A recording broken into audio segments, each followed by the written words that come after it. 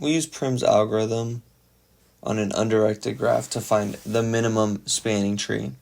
So in computer science, a tree is just like a tree in real life. Between any two vertices, or in this case branches, like points in the branches in the trees, there's going to be exactly one path from one vertices to another, because you're going to have to go all the way down to the root and then through that branch to get to another vertices. And that's what we want to do for this graph. But we want it to be the minimum spanning tree because we have weights here. So first things first, in Prim's algorithm, you're just going to choose any arbitrary point. So we're going to start at LAX. And I want you to imagine we're trying to visit all of these airports, all of these places in the United States, but we want to do it for the least amount of money. And the money is the weights between these edges. But we get one superpower in Prim's algorithm. We can teleport back to any airport we've already visited. And that's going to come in really handy in finding the minimum spanning tree. So first, let's start at LAX. Let's take a look. We have a flight for $8 to Hawaii. We have a flight for $4 to Texas and a flight for $2 to Seattle. So the first flight is obviously going to be the cheapest. We're going to Seattle. So boom, we land in Seattle. And now we're going to look at all our other prices. So we're not going to look at this too because we already went from LAX to Seattle. So we're going to be looking at 7 because we can get to Atlanta from Seattle, Texas, which is 4, or 8, which is Hawaii.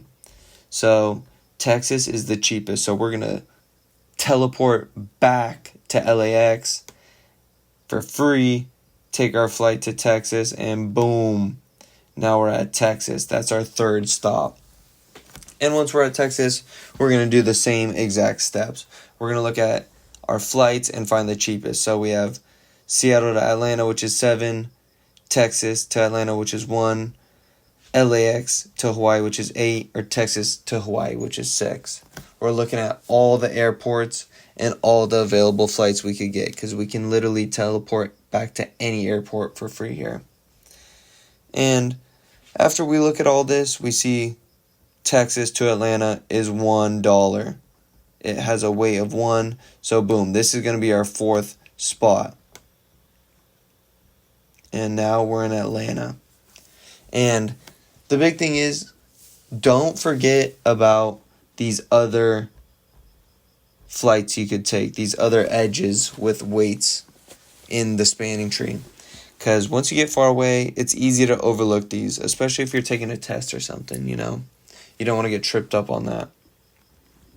But regardless of that, now we're in Atlanta. We're going to check for the cheapest flights. So we have LAX to Hawaii still, which is 8. That's still expensive. Texas to Hawaii, which is 6.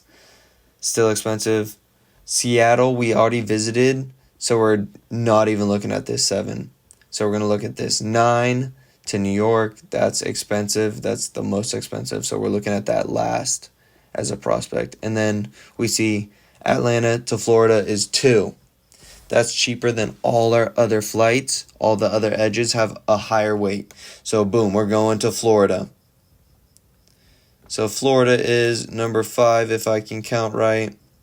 And once we're in Florida, we're doing the same exact thing. That's the easy part of this algorithm. We're going to look at all the edges. So we have this edge 9. We're definitely not doing that. We have an edge 8. Not doing that because we have this edge 6.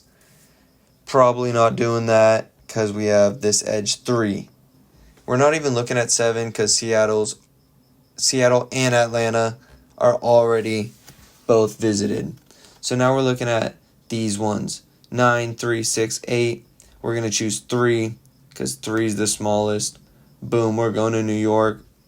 This is the 6th spot. And it looks like we hit every destination on the... Or it doesn't look like that. But we left one destination behind. Hawaii's all the way alone in this corner. But remember, we can fast travel back. We can teleport back. And now we can travel to either airport. Which one has the less weighted edge? So Texas has an edge of 6. LAX has an edge of 8.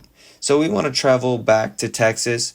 And then we're going to take the flight to Hawaii for the last flight. And we have 7.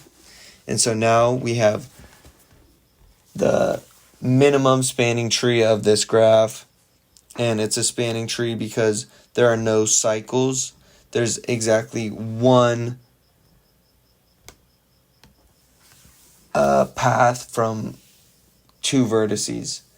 So 1 to 6, you can't go 1, 3, 4, 6. You have to go 1, 3, 4, 5, 6.